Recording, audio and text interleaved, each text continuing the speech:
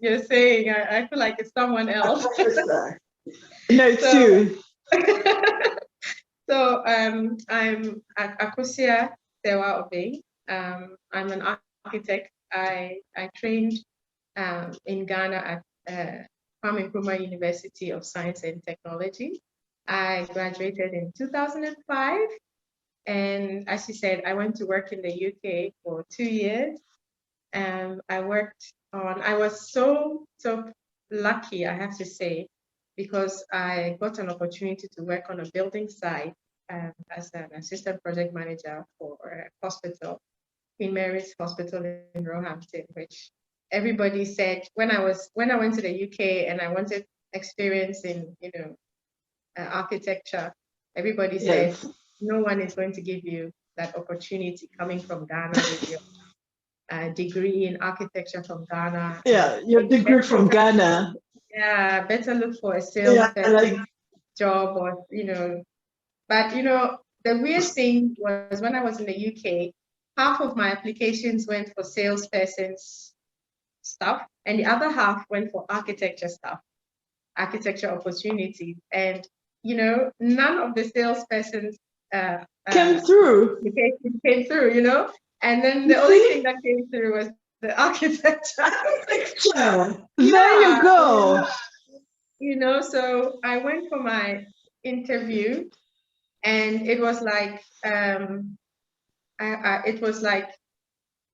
don't know, a godsend, because when I went there, the recruiter was struggling with her Excel sheet, so I helped her solve the problem.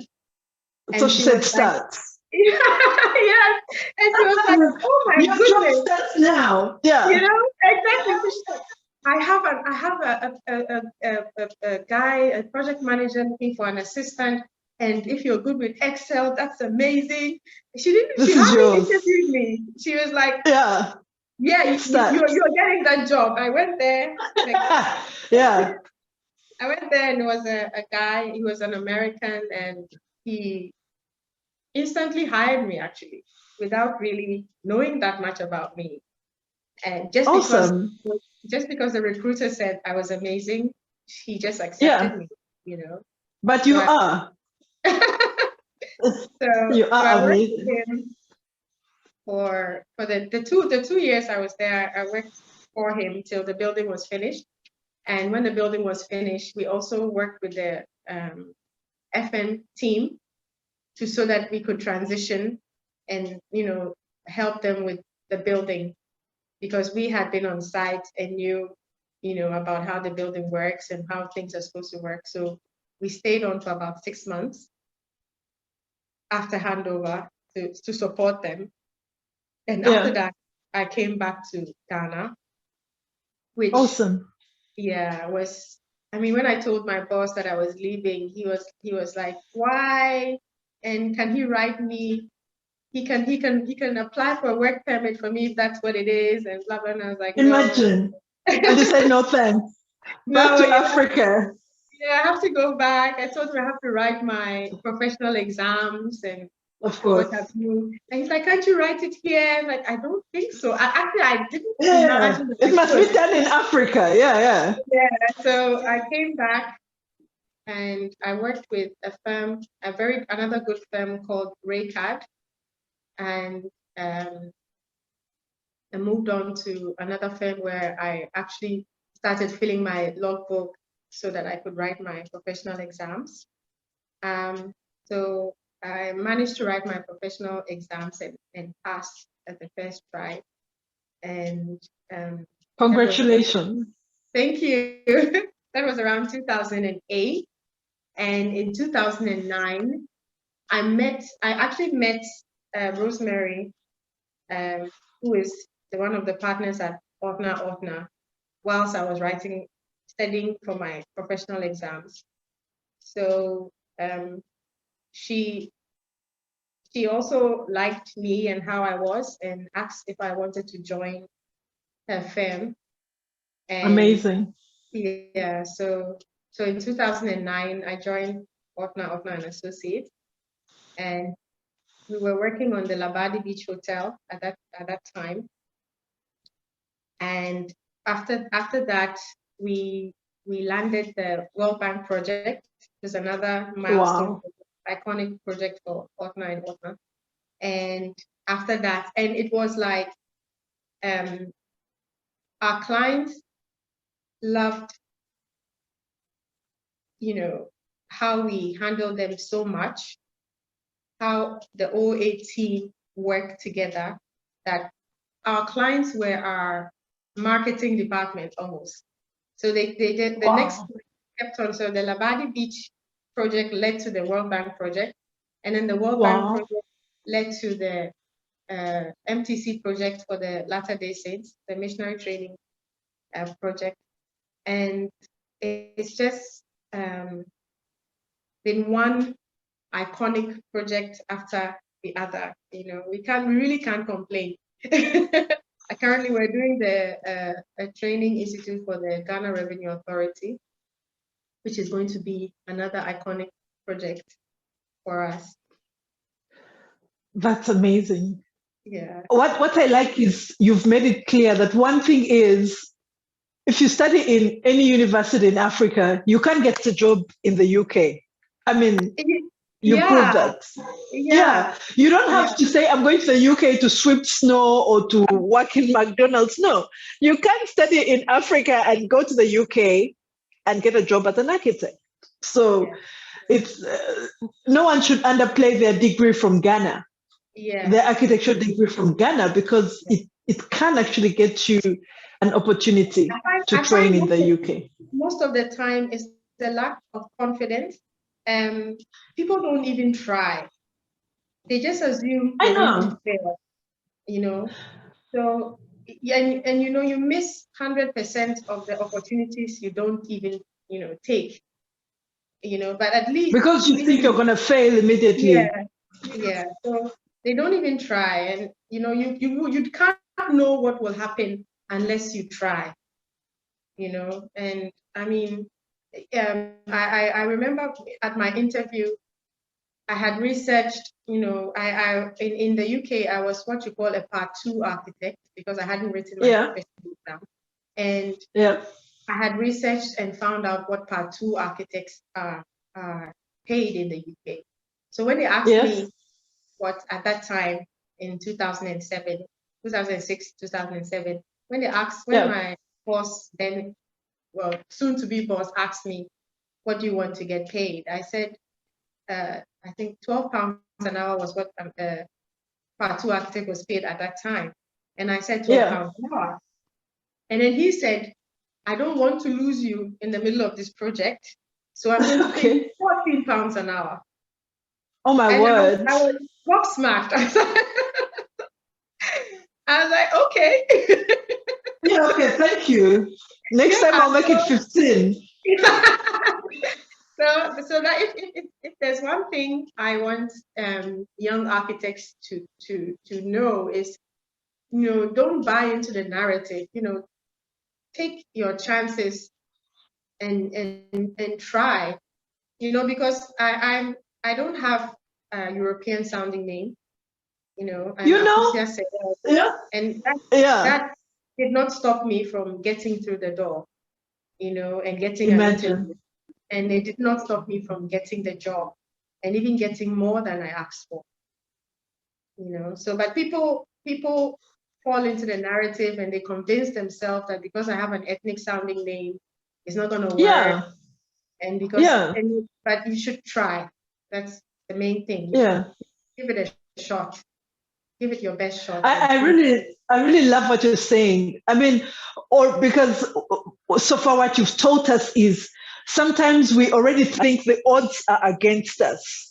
You're from Ghana, you studied in Ghana, your name is Akosua, you don't have a British accent, you're not, you are dark and lovely. So it's like, there's no way. And yet, maybe even London is waiting for you. So I think that's very honorable, and thanks for bringing that out clearly for any young architect, even older architect listening, and there are opportunities around the world, especially now after COVID. Everything is online and opportunities are out there. We need to throw ourselves out there and believe that We can and we will. Yeah. One thing that I always like to say to young architects is don't let others define you. Don't let others put you in a box. Don't let others tell you, what is possible for you. You are the only exactly. You are the only one who can hold yourself back. You are the master of your ship. Yes. You are the master of your ship. If you take it this way, it's going to go that way. You are the master of your ship. Exactly. Yeah. Because it's this song, one of my favorite song, redemption song. It says, emancipate yourself from mental slavery.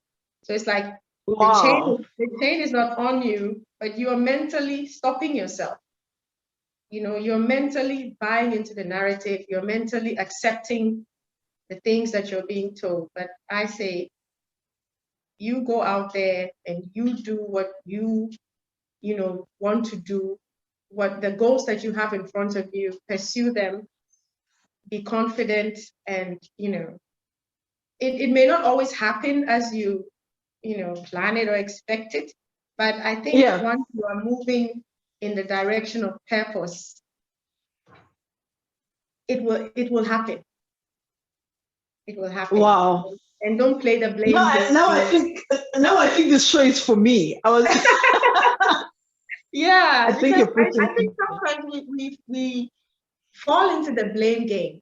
You want to blame a third party for everything that's happening in your life, and you don't want to look in the mirror and ask yourself, how am I contributing to everything that's happening in my life? What can I do different? What can I change about myself? Amazing. Yeah. Amazing.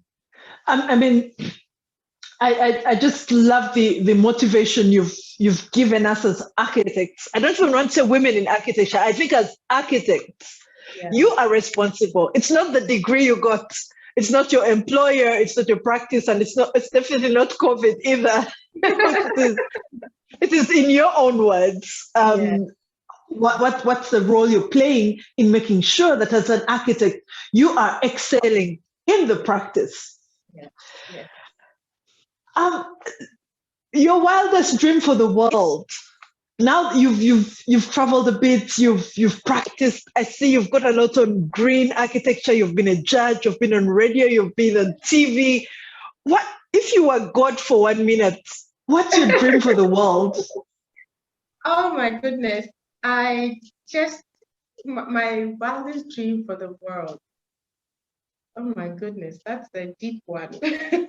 Yeah, go deep. We're going deep now.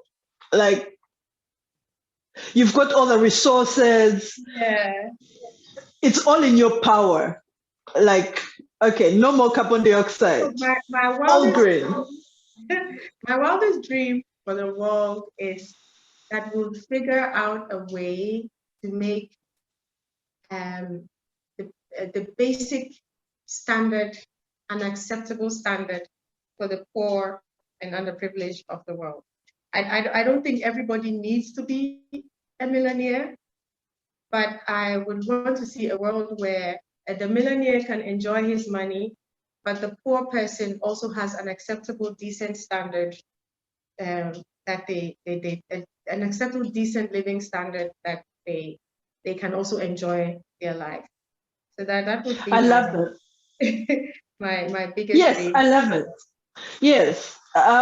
For instance, anyone can live in a mansion made of gold. Yeah. But everyone else must have 4 walls and a roof. Yes, and acceptable. And not live in a flat. And it must be clean. Yeah. And it must have access to, the ambulance must be able to come through. It must have the basic water, sanitation, health, and all, So anyone can live in a mansion. Anyone can live in 100 mansions if they like. Yeah. But the poorest of the poor, minimum standard of living. Yeah, that's my small dream that I wish we could. And it's something like, I think it's something that we can do, but we can, of course. Yeah, and I think, and I'm looking at individuals than governments or over overseeing this. I think that if everybody, helps somebody in their sphere of influence, we can get there. I think one of the architects that I admire is architect in Abidjan called Issa Diabate. And wow, what he did, where he lives, he, bought 2 plots and used one for his home. And then he developed the other plots into a park for the neighborhood. Imagine. Organize his neighbors to improve the streetscape.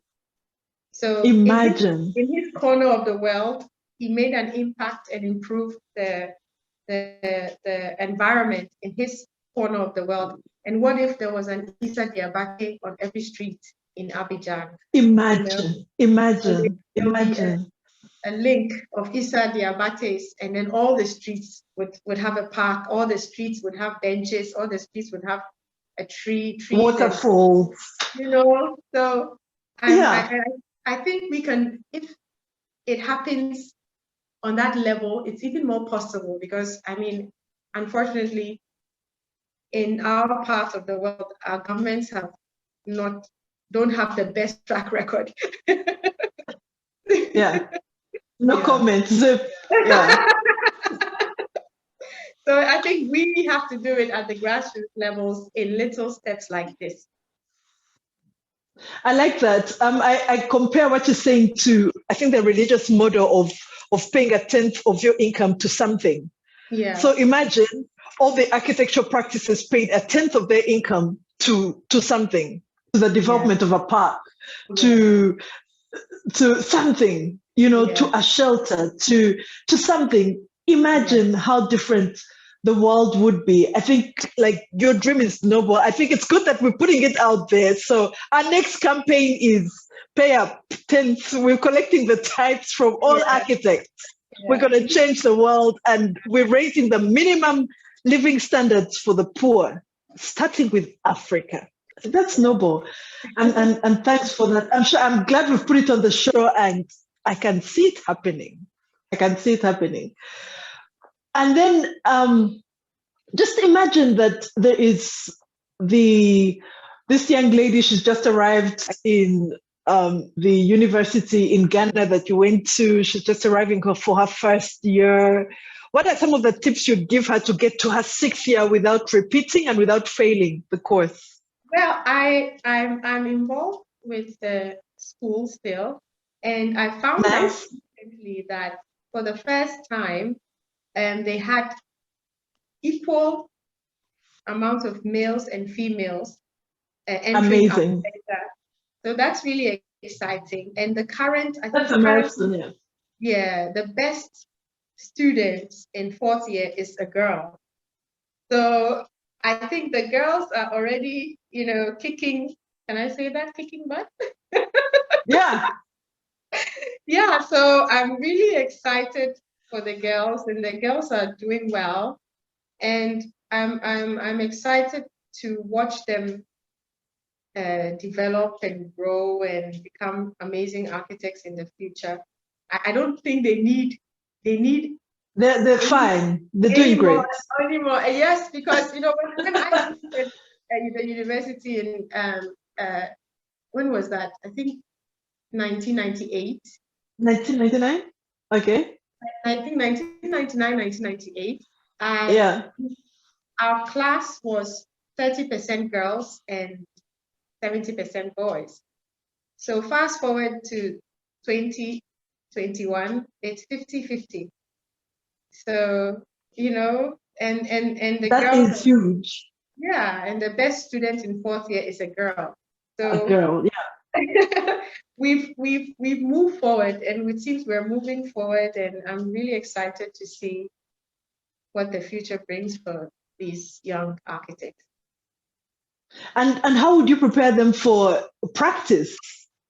Now they are the best. You can see they are leading. So as they get towards their 5th or 6th year, getting ready to leap, what are some of the tips you'd give them? Well, I think the first thing that I noticed in our interns is that they think whatever they learned in school doesn't apply, but it does. So just to remember that the theory that you're learning in school really applies in real life. Practice. In practice. The design theories that you're learning, the climate information that you're learning, the site analysis information that you're learning, it's really important, and you shouldn't think that when you come into practice, it's a different thing and you can discard that and just start copying buildings that you see in magazines. This is something that I see a lot with our interns, because what I want them to remember is that the design theory that they're being taught is what will pull out regional, authentic African architecture out of them. Amazing. They're being given the skill to pull out the creativity and the authenticity from inside, and not rely on copying external images that you're seeing from magazines, online, but to develop new aesthetics from within. So that is the main advice that I'll give them. So to have make sure that the architecture is authentic and original and not a copy. Copyright. Okay, I mean, that's I love that, because I think especially now in the world, it's important for Africa to come up with its own pieces. So when you fly into Ghana, when you fly into any African country, you don't think you're in Dubai, or you don't think you're in London. You don't. You can fly into a city and you can say, I'm in Africa. The beauty, the materials. I mean, you're better than me at this. The beauty, the materials, the attention to detail, like your expertise, the approach to green sustainability, everything done in a very unique way. Yeah. So it's not like, okay, there's this green building council and therefore everybody around the world is doing the same green. No, maybe in Africa we do it differently. Maybe in Ghana, in Nigeria, every country, in Uganda, in Kenya, in Tanzania, maybe green means something very specific for that country and for its architecture. Exactly. So I was going to say, I think the identity, comes out in the architecture if we don't copy. If we look to our local materials, we look to our local knowledge about our own climate, we look to our local, the principles that our ancestors have, passed down to us about architecture, are not principles that only hold for traditional buildings, but they are principles that also hold for the buildings of our future. And I think our traditional architecture was sustainable. It was climatic. It did respond to the environment. It did use the material from the environment. And, materiality really is a big part of identity. Because if you import all this foreign material to build this anonymous building that could be in any capital of the world, you are not really, bringing out the identity or the regional character, of buildings for Africa. You're just copying, somebody.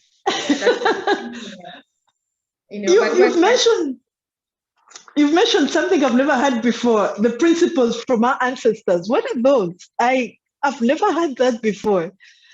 Well, our ancestors, if you look at traditional architecture, if you look at the materials, for example, for us, we have mud and thatch and timber, and you see all these are materials that respond to the climate. All these are materials that do not absorb heat.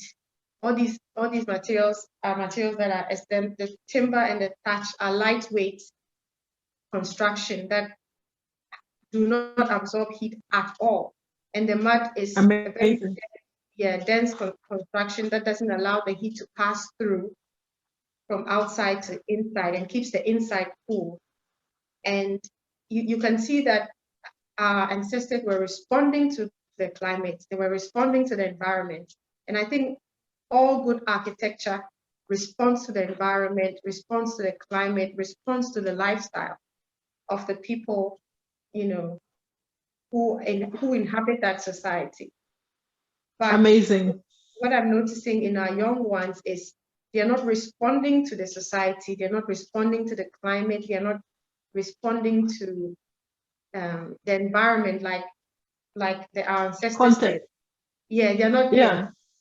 They're copying from external sources, which I think it's backwards. They've turned the architecture on its head. So I think these principles we can really take from traditional architecture and move it into modern architecture. Amazing. And how is it in Ghana? Has there been real advancement in materials? Have we moved from the traditional mud and brick? I know there's the earth, there's the mud, and then obviously like what you're saying, the whole glass, steel and glass. But have we developed earth to be able to embrace what I may call modern? Do you know any of that? We still have a lot of materials imported. I mean, our firm, we use a lot of local material. We use a lot of local timbers. We are privileged to have a client who owns a sawmill. So we have a project that is, I don't know, 80% timber. Wow. Use a lot of rammed earth as well and compressed earth blocks. In terms of the glass, we are not against glass as long as it responds to the context. So the context and the climate, yeah. The climate, yeah. So just like our ancestors used mud because they wanted the inside to be cool, we are always designing to keep the inside cool because we are in the tropics. Yeah. So we were designing to keep the sun and the heat out. So with the same concept, the same principle, if I take a glass, that tells me that to use the glass in context, I need to recess it or shade it so that the inside is cool and I still have my glass.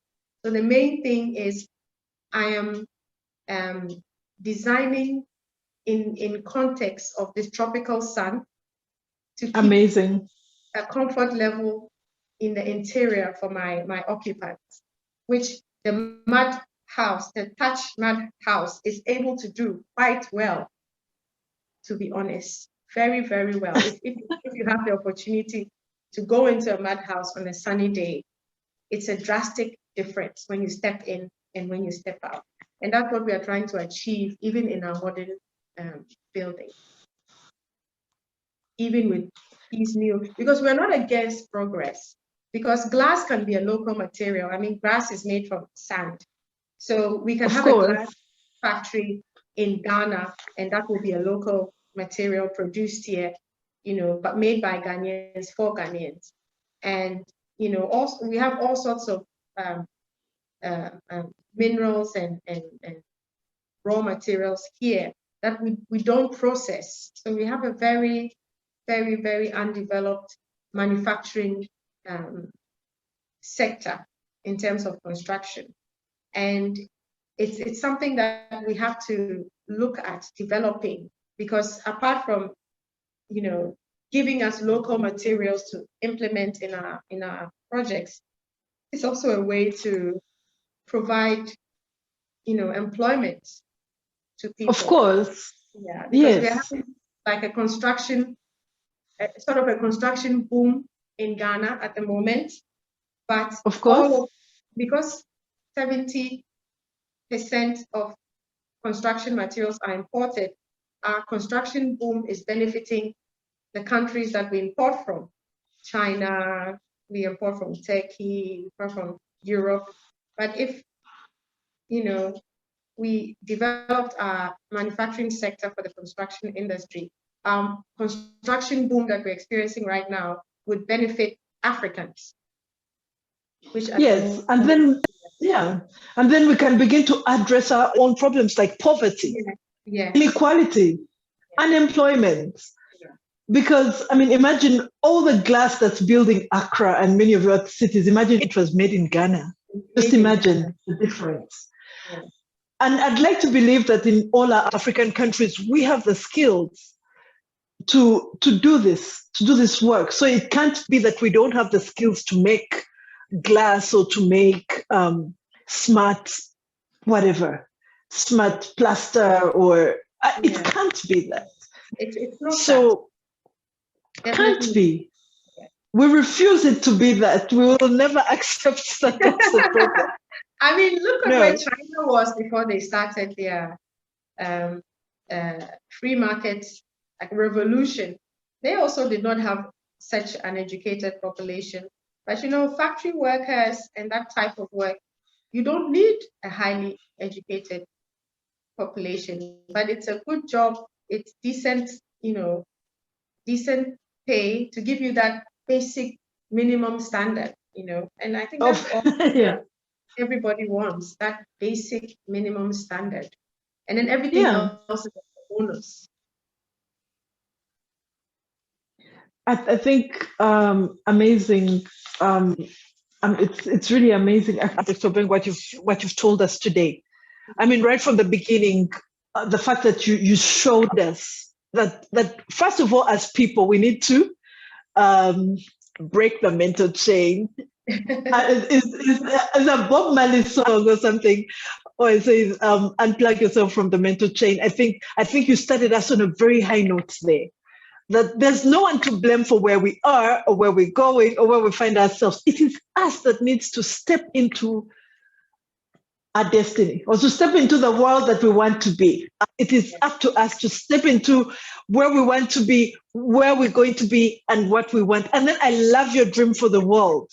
Minimum acceptable living standards for the poorest of the poor, starting in Africa. We can only talk about Africa because we live in Africa and we're passionate about Africa. So let's be selfish and not say for the world. Minimum standards, standards of living for the poorest of the poor in Africa. Whether you live in a forest, a street, a slum, a swamp. No, we're saying minimum standards of living for the poorest of the poor in Africa. Then I also really love. Sorry, go ahead. I like what you said about the forest, because I think also we shouldn't impose a modern standard of basic minimum standard. Somebody could be happy and find his basic minimum standard in the forest, and somebody wants it to be in the city. So in the city, come to the city in an apartment. But hold on, my minimum standard is right here. Way of life.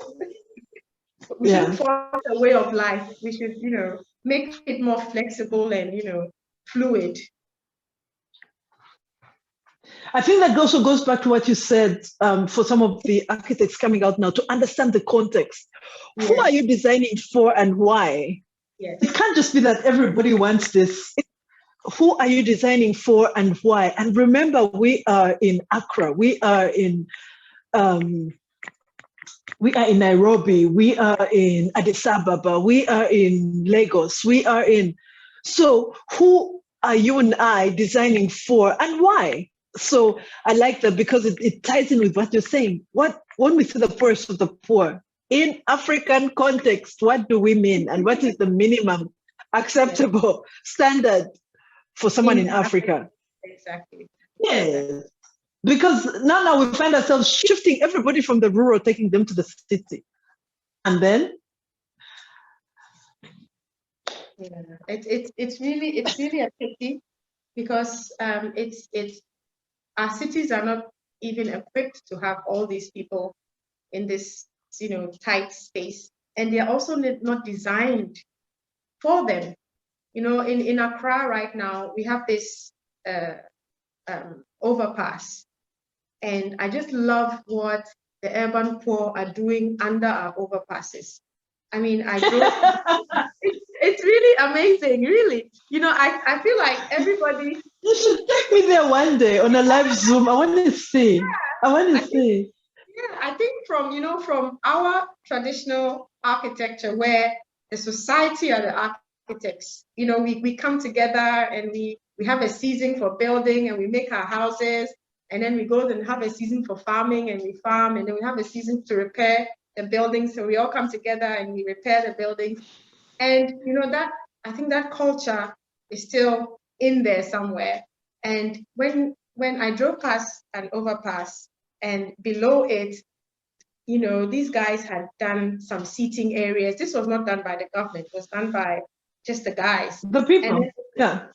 And they had made some seating, and then they had made some graffiti, on the columns, and then they had made some pipes for skating. Amazing. So it's a skate park. Like a skate park with some cafes or whatever. Not cafes. Yeah. In Ghana, we call it spots. Like just this spontaneous thing. And I loved it so much. I took pictures and shared it with my architect friends. Like, wow, look at this. And this is something that, like I was saying, that the basic minimum standard is not a fixed thing that has. You're muted. Okay. It's not a that should be forced on the society. It's like a how do you say, symbiotic? It's organic. It comes. Exactly. It comes. Yeah. And sometimes it comes from architects to the people, and sometimes it comes from the people telling us already what they want, and then we just making it. We just adding our magic touch to make it just better, And or you're making it able to pass the laws, because obviously it has to pass through the legislation. Yeah, because the skate park that I saw, I didn't even call it that. That's exactly what it is. It is. It's not something that an architect went to show them what to do. They did it themselves. Exactly. The skating thing is picking up among the youth. So they did it themselves, and it's amazing. But in the same city, under another overpass, the government now, put spikes embedded in concrete under the overpass so they can't use it. So it's like we have a situation where the rural folk are moving into the urban areas because all opportunities are centered in these urban areas, created by the cities. Situation created by government. And then when these rural folk come into the urban area, they become the urban poor. And the spaces, I call it the in-between, that they are inhabiting, because no space has been provided for them. The government is now blocking them from using it because they see them as an eyesore, which I think is very unfortunate, because I think what they are able to do is beautiful in its own way. And I think that architecture should improve how embrace, people, not force a way of living, on them. And I think it's beautiful that we have benches, and people, when it rains, people who don't have a home can go under the overpass, sit on the bench and be protected. And take a nap, and they can, I think it's beautiful that they can take a nap under the overpass on a bench. Why not?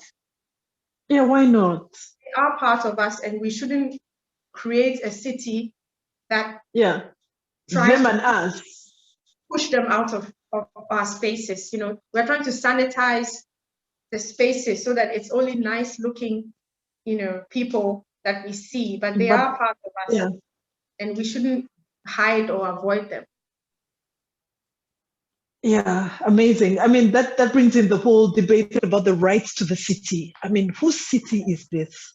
Exactly. Yeah, whose city is this? And when we talk about development, what do we mean by development? Is it when we clean up, put concrete and all these security lights everywhere? Or is it when we begin to understand who's actually using the city and every space in the city, and for what? And I think if we welcome the urban poor in a structured way, of course, into those in-between spaces. They help us to protect those spaces as well. Yes. But if we push them all, if we push them all to the fringes, that's when they come into the middle and come and steal and disrupt, because they are not part of us. We've told them that you are on the edge.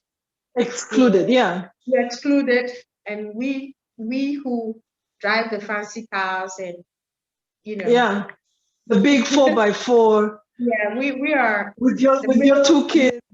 Exactly, the middle belongs to us, and you are on the edge, which I don't think is a message that we should be sending. Especially, it's not an African message. We have the extended family system. The professor goes to the family meeting with the factory worker, and everybody has a say. So it's not an African message to push the poor to the fringes and separate the rich from the poor. I have learned so much about Africa from you. Right from the principles of our ancestors. I didn't know that one. Now that is a course for any school of architecture. There should be a course called The Principles of the Ancestors. Actually, that's the principle that drives our practice. So we try to keep everything small, simple, and local. And it's based on our study of traditional architecture. How we design is the principles that we learn from traditional architecture is what we, implement in our modern in quotation marks architecture. Yeah. And I think that's why your work stands out. That's why I think every client you've designed for and built for says, hold on, but there's something different here with ordinary architects. I think that's really amazing. And I think keep it up. I think that's something I'm going to call you again and we just flesh that out again. The whole, yes, I think it's good for you to show us as well the projects actually, because the principles of the principles from the ancestors, the traditional architecture, and how you have made that modern. So now we can see your buildings, for example, your World Bank project, how we can see that. Because someone watching this might think, oh, okay, now Jennifer and Akosua are talking about ancient. I'm sure they're talking about a hut with thatch. No, but when you show us, so when you show us, you actually show us, no, hold on. We actually have an African modernity. I don't want to say modernism, an African modernity. Yeah. And I think that's stunning. And I think another big thing you've also mentioned that I didn't know was the African culture of family meeting. Meaning, you might be a professor, and the beggar on the street. We are family, right? Same family. Whether you're driving a 4x4 with big wheels, or you're walking, or you are homeless, we are family. And at some point we have a family meeting. Yes. And we need to eat together. So how are we gonna serve this food if we were not talking before? Exactly. And latest by the family meeting we'll meet. And it happens when there are births, when there are funerals. So it happens regularly in family meetings. Especially when there's a funeral, then you need everyone in the family. Sir. And also when there's a wedding, then you need everyone in the family, so you can take nice photos of a crowd. No, we're saying we're family. That includes the right to the city, resources in the city, what you do in the city, your minimum standard of life in the city. We are family. And we're going to see how we raise that money, whether we're going to launch a campaign. 10% of every architectural practice goes into some family basket, and on Christmas we divide that and see which family should get an income. I think stunning messages you've brought out, especially about Africa. I didn't know the ancestor principles of design, and then the family tradition of living in a city. Two strong principles that you have really brought to the show in a unique way. that I'm sure many of our listeners haven't had before either. And I've also loved your confidence in the young architects in Ghana, especially the ladies that they're leading from the front. And from all of us in Africa, we wish them well, and we can't wait for them to come out with distinctions and still make the difference in the world of architecture in a way that none of us has made before. And to listen to your words of wisdom, let's turn architecture back. We design from Africa upwards. Exactly. We discover Africa upwards. It's Africa upwards, right? Yeah. I like that. We must find that, yeah. Africa, it's like an orange. You must squeeze it until all the juice is out. So it's Africa upwards. Let's find Africa and squeeze it until Africa is shining again. Yeah. Ma'am, this has been an amazing show. Unless you'd like to add anything, I'm happy to take anything else. Any parting shots? A song you want me to play? Something about Ghana you want us to know that we don't know? Imagine we see everything in social media, so you are our hope. Like, did you know Ghana was? Or did you know, we depend on Google and Facebook and Instagram. So yeah. I think I don't have much to say, but thank you for reaching out to speak to me. I really enjoyed this discussion, and I'm going to use the Africa upwards phrase because I love it so much. Yeah, it's yours. I'm going to quote it. Architect Akosua, 2021. This is today the 16th October 2021. The three big ones. Ancestors' principles of design, family meeting, and Africa upwards. Quote unquote. Architect Akosua, 2021. Those are yours. So I really like the Africa upwards thing, as I was saying, because it made me think of some of the ways in which we copy things that don't suit us. You know, like if you take a European street section, it's like the street, the pavement, trees, and benches. But I think an African street section would be the street, the pavement, the trees, and street peddlers, because they're everywhere, and we shouldn't ignore them. We should design them into the streetscape. But at the moment, every African city is ignoring them, And I think Africa. What are you saying? Maybe we need to get rid of that textbook that has the. That book is going everywhere in Africa. We need to destroy it and come up with our own textbook. I mean, the principles in the textbook are good. But what you've said is that street. I know that street. That's clean street with paving, 1-story, 2-story skyscraper. Yeah. So I'm thinking that we have more going on our streets. We have the of course the vendor. Yeah, we have the cyclists, the cycling. We have so much going on our street. It's busy. The idea of the street section is a good thing, but maybe we have to, like we were talking before, the context. We have to bring in the context more and adapt it to fit our context. Again, with the idea of not pushing the urban poor out of, the spaces, but bringing them in, embracing them and accepting them and adding them to our streetscape design. So Africa upwards, I really like it. Africa upwards. The best is ahead of us. Yeah. Exactly. Thank you once again, Architect Akosua. I'm saying it right? Akosua. Yes. I don't want to sound like, now where she's filming from. She cannot even say the name properly. You got it right the first time. Well done. Okay. No, I'm supposed to. We're family. I'm supposed to go like, Architect Akosua Mensa. Accurately. Yeah. Thank you so much once again. Enjoy the rest of your Sunday. Thank you. Unfortunately for you, I've got your cell phone, so you must expect my WhatsApp again and again and again and again and again. Like, man, come back. We've got another show to shoot. So, yeah.